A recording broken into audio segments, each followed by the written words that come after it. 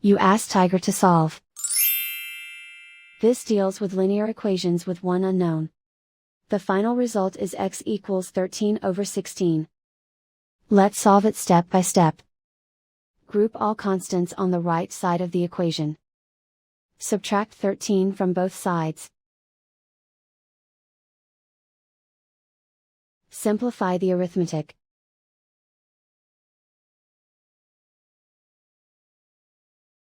Isolate the x. Divide both sides by -16.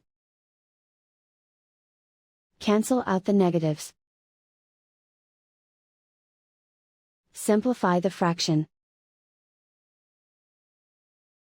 Cancel out the negatives.